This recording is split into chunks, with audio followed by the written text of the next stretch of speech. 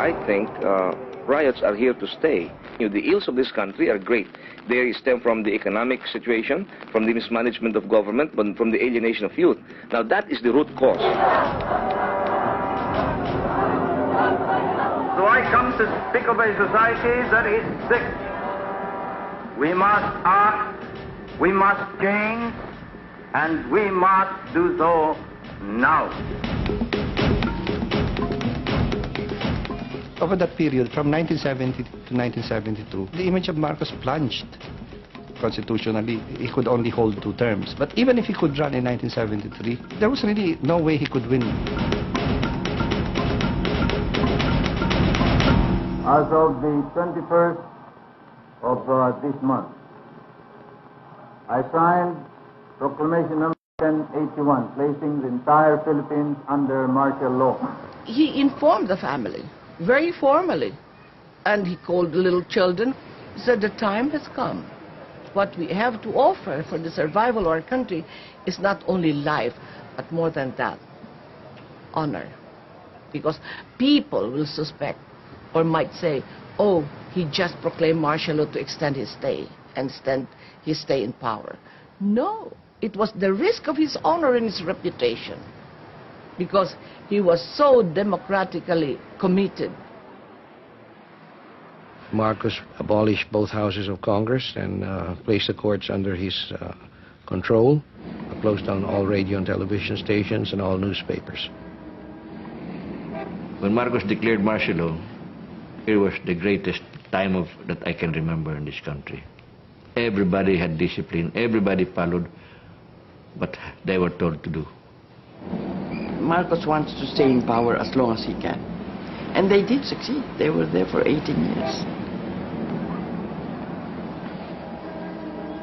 The normal flow of life continues. Everyday problems confront them as before, but they are no longer scared nor stifled in their movement. Fear is no longer a dark cloud over their heads, and life goes on.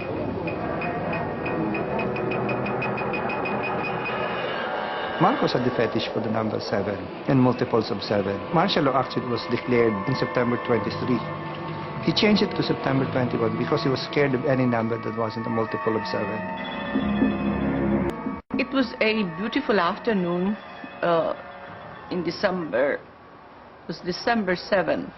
It was the 7th day of December, in the 7th year of President Marcos's administration, and the 77th day after the proclamation of martial law.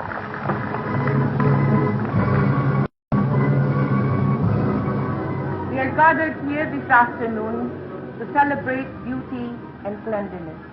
When we bring the sparkle of cleanliness to our community, We were giving awards, and suddenly there was a man with a dark suit and had a bolo right inside his sleeve.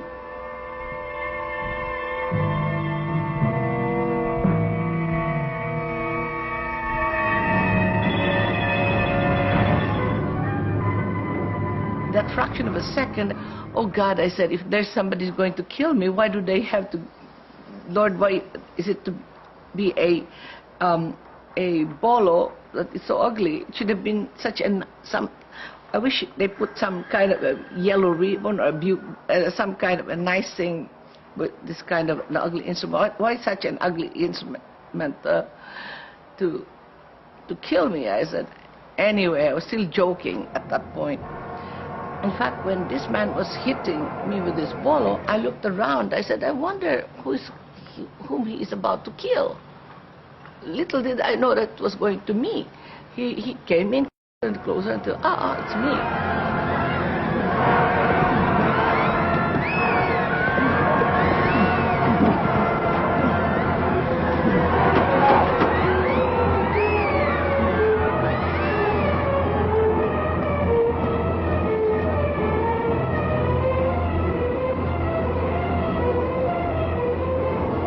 I did not feel any pain yet, and that I had all these 11 cuts. Eventually, this one here, and all of this was cut off, dangling.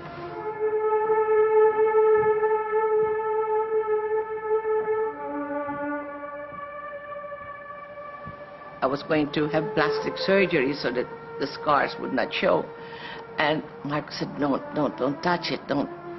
Don't have this plastic surgery because it is your badge of courage, he said.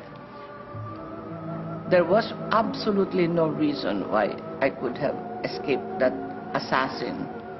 And I said to myself, maybe the Lord saved my life because I was pretty generous in the giving, in the serving, in the caring for my fellow men.